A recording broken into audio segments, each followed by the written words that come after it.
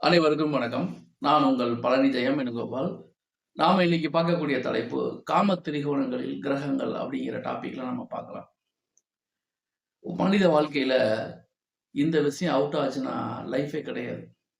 ஆனா இந்த விஷயம் சூப்பரா இருந்தா லைஃப் பிரமாதமா இருக்கும். அது என்ன அப்படிங்கிறத இந்த வீடியோ ஃபுல்லா பாருங்க. அப்பதான் உங்களுக்கு தெரியும். ஒவ்வொரு மனித வாழ்க்கையிலுமே சந்தோஷம் அப்படிங்கிறது ஒவ்வொருத்தருக்கும் ஒவ்வொரு மாரி. சில பேத்துக்கு காச கண்டா பணம். பணத்த கண்டா சந்தோஷம். சில பேத்துக்கு நகை நட்ட கண்டா சந்தோஷம். சில பேருக்கு நல்ல சாப்பாடு கண்டா சந்தோஷம். ஆனா, பெரும்பான்மையான மக்களுக்கு என்ன பண்ணும்? தாம்பத்தியத்தால தான் கிடைக்கக்கூடிய ஒரு சந்தோஷம்.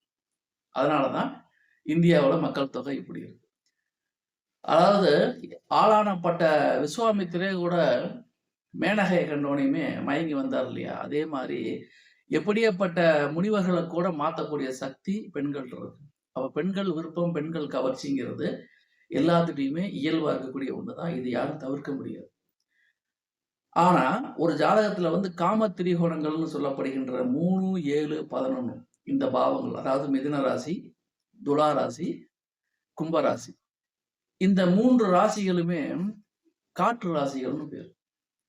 இந்த காற்று ராசிகள் காம திரிகோணங்கள். இந்த ராசியில எந்த லக்னமா வேணாலும் இருந்துட்டு போட்டும்.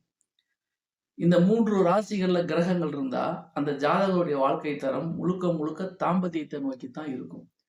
எப்ப பார்த்தாலும் காதல் சார்ந்த விஷயங்கள், காமம் சார்ந்த விஷயங்கள் அவர் மன ரீதியா ஓடிக்கிட்டே இருக்கும். எந்த ஆண வேணா எடுத்துக்கங்க, அல்லது எந்த பெண்ண வேணா எடுத்துக்கங்க. காம திரிகோணங்கள்ல கிரகங்கள் இருந்தா, அது மிகப்பெரிய பாதிப்பை தரும். உதாரணத்துக்கு இதுல சுக்கிரனோ, அல்லது ராகுவோ, அல்லது செவ்வாயோ, அல்லது சந்திரனோ இருந்துச்சுன்னா, மிகப்பெரிய விஷயம். சில பேத்துக்கு பார்த்தீங்கன்னா, சுக்கிரன், சந்திரன், செவ்வாய், ராகு இந்த 4 கிரகங்களுமே இந்த காம திரிகோண ராசிகள்லயே இருக்கும். ஒரே ராசியில இருக்கலாம். அல்லது ஒன்றுக்கொன்று திரிகோண ராசிகள்ல இருக்கலாம். இந்த அமைப்பு என்ன பண்ணும் அப்படின்னா, அது ஆணாகட்டும், பெண்ணாகட்டும் சம்பந்தப்பட்ட தசாபுத்தி நடக்கும் பொழுது, அவங்க வயத பொறுத்து காமம் சார்ந்த விஷயங்கள்ல பெரிய ஈடுபாடு வரும். காரணம் என்னன்னா, இந்த தசாபுத்தி அந்த வேலைகள நிச்சயமா பண்ணும். இத யாரும் தவிர்க்கலாம் முடியாது, தள்ளி போகலாம் முடியாது. என்ன காரணத்தினால இப்படி நடக்குது அப்படின்னு நீங்க கேள்வி கேட்டீங்கன்னா, பேசிக்காவே 3, 7, 11 காம திரிகோணங்கள் வலுவா இருந்துச்சுன்னா, அந்த ஜாதகர்ட்ட காமம் சார்ந்த விஷயங்கள், செக்சுவல் சார்ந்த விஷயங்கள்ல ஈடுபாடு அதிகமா இருக்கும். சில பேருக்கு இனிப்பு அதிகமா பிடிக்குது இல்லையா? அது மாரி காம திரிகோணங்கள்ல லக்னமோ, லக்னாதிபதியோ, ராசியோ, ராசி அதிபதியோ, சந்திரனோ அமைந்து விட்டால், இந்த ஜாதகருக்கு முழுக்க முழுக்க சிற்றின்ப விஷயங்களில் நாட்டம் அதிகமா இருக்கும். உல்லாச உலகம் உனக்கே சொந்தம் தையட தையட தையடா ஜல்சா தையட தையட தையடா பாட்டு கேள்விப்பட்டிருக்கோம் இல்லையா? யாரு பாடுவாங்கன்னா, இந்த காம திரிகோணங்கள்ல லக்னம், லக்னாதிபதி, ராசி, ராசி அதிபதி, சந்திரன் அமையப்பெற்றவர்கள் பாட்டு பாடுவாங்க. இது என்ன பண்ணும் அப்படின்னா, இப்போ இதுல கிரகங்கள் உச்சமா இருக்குன்னு வச்சுக்கங்க. இப்போ புதனே இருக்கு. புதனும், சுக்கிரனுமே சேர்ந்து காற்று ராசிகள்ல இருந்துச்சுன்னா, அந்த ஜாதகருக்கு ஆணோ, பெண்ணோ அவங்களே கவர்ச்சிகரமான தோற்றத்துல தான் இருப்பாங்க. இருந்தாலுமே இந்த திரிகோணங்கள்ல கிரகங்கள் இருந்து அதன் தசாபுத்தி நடக்கிறப்போ, எப் அதாவது வயது வித்தியாசம்லாம் பார்க்க மாட்டாங்க. ஆள் அழகா இருக்கான்லாம் பார்க்க மாட்டாங்க. காமம் சார்ந்த விஷயங்கள்ல ஈடுபாடு அதிகமா இருக்கும். அப்ப இத ஒருத்தர் தப்புன்னுலாம் நம்ம சொல்ல முடியாது. கிரக அமைவு அப்படி இருக்கும் பொழுது, அத யாரு தவிர்க்க முடியும்ங்கிறீங்க? யார் தவிர்க்க முடியாது, தள்ளி போடவும் முடியாது. அதனால நம்ம ஒரு ஜாதகத்த பார்த்தோனே கண்டுபிடிச்சிடலாம். காம திரிகோணங்கள்ல கிரகங்கள் இருக்கு. அதனுடைய தசாபுத்தி நடக்குது அப்படின்னா, இந்த ஜாதகருடைய ஒழுக்கம் சற்று கவனிக்கப்படணும். எப்படியாப்பட்ட மனிதனும் எல்லை தாண்டக்கூடிய சூழல் பொதுவாக ஏற்படும். அப்ப இது நல்ல அமைப்பா, கெட்ட அமைப்பான்னு கேட்டா, நெருப்பு இருக்கு. நெருப்பு அப்படிங்கிறது விளக்குல பத்த வச்சா அது ஒளி காட்டும். இதே இது காட்டு தீனா எல்லாத்தையும் அழிச்சிடும் இல்லையா? இந்த காம திரிகோணங்கள் காட்டு தீ மாரி. சுடர்ல இட்ட விளக்கு மாரிலாம் எரியாது.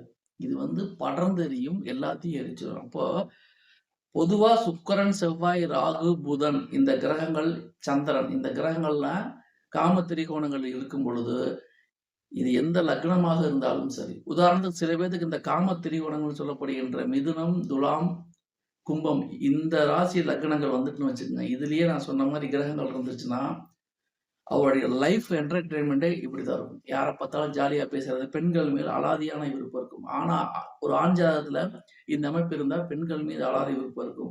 பெண் ஜாதகத்துல இருந்தா ஆண்கள பத்தி அலாதியான விருப்பம் இருக்கும். இது தப்புன்னுலாம் சொல்ல முடியாது. அவங்க கிரக அமைவு அவங்க அப்படிதான் இருப்பாங்க. சரி இத எப்படி கண்ட்ரோல் பண்றது? கண்ட்ரோல்லாம் பண்ண முடியாது.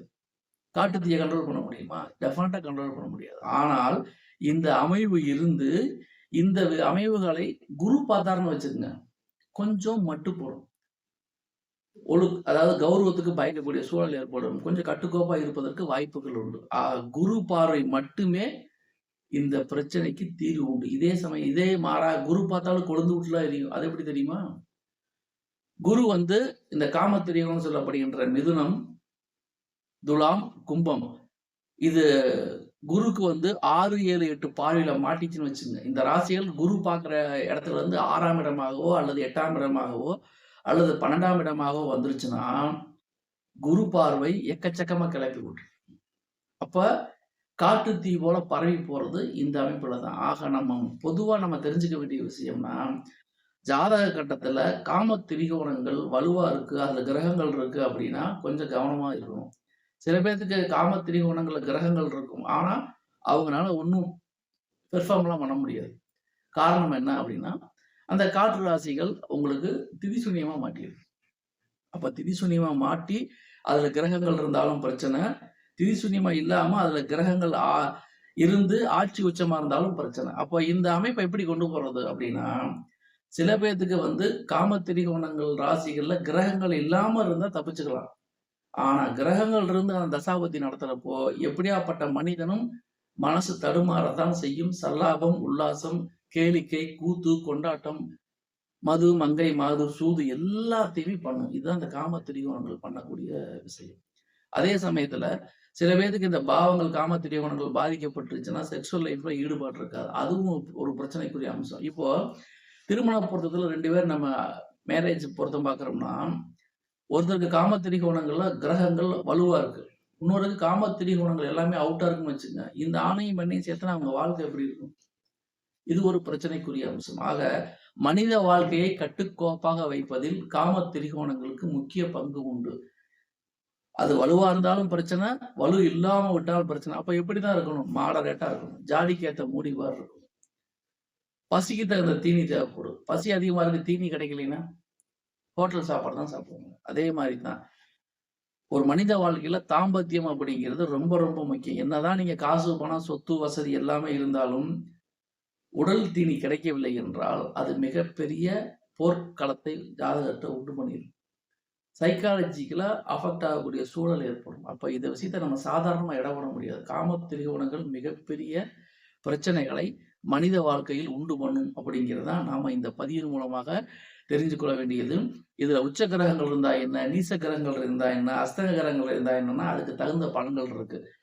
பொதுவாகவே 3, 7, 11 சொல்லப்படுகின்ற இந்த ராசிகள் ஒரு ஜாதகத்தில் வலுவாக இருப்பது தான் நல்லது. ரொம்ப மோசமா பாதிக்கப்பட்டாலும் பிரச்சனை, ரொம்ப அதிகமா வலுவா இருந்தாலும் பிரச்சனை. ஆவரேஜா இருப்பது நல்லது. இந்த ராசிகளில் அமையப்பட்ட கிரகங்களை பொறுத்து தான் ஒரு மனிதனுடைய தாம்பத்திய வாழ்க்கை இருக்கும் அப்படிங்கிறத நம்ம தெரிஞ்சுக்கணும். அதனால இது ரொம்ப முக்கியமா பார்க்கணும்.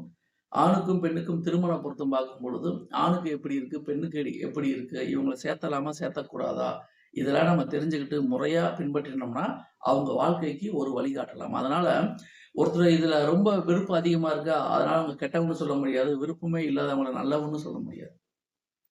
அவங்க ஜாதகத்துல அந்த கிரக அமைவு இருக்கு. கிரக அமைவுகள் தன்னுடைய தசாபுத்தி காலகட்டத்தில் இந்த மாற்றங்களை கண்டிப்பாக தந்தே தீரும். இவை முழுக்க முழுக்க பொதுவான தகவல் தான்.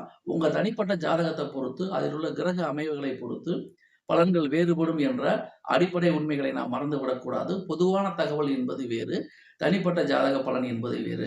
நான் சொன்ன இந்த விஷயங்கள் உங்களுக்கு பொருந்தி வந்துச்சுன்னா, உங்களுக்கு புரியிற மாதிரி இருந்துச்சுன்னா, இந்த சேனலை லைக் பண்ணுங்க, கமெண்ட் பண்ணுங்க, ஷேர் பண்ணுங்க. உங்களைப் போலவே உங்கள் நண்பர்களும் பயன்பெறட்டும். உங்களுக்கு தனிப்பட்ட முறையில ஜாதகத்தை பலன் கேட்டுக்கணும் அப்படின்னு நீங்க விருப்பப்பட்டீங்கன்னா, வாட்ஸ்அப் நம்பர் வந்து டிஸ்கிரிப்ஷன்ல இருக்கு. அந்த நம்பருக்கு நீங்க தொடர்பு கொண்டு உங்க தனிப்பட்ட ஜாதகத்தை பார்த்துங்க. மொத்தத்துல உங்க தனிப்பட்ட ஜாதகத்தை வச்சு தான் நீங்க உங்க லைஃப்பை டியூன் பண்ணணும். அனைவருக்கும் இந்த பதிவு பிடிச்சிருக்குன்னு நினைக்கிறேன். நன்றி நேயர்களே. மீண்டும் சந்திப்போம். நன்றி. வணக்கம்.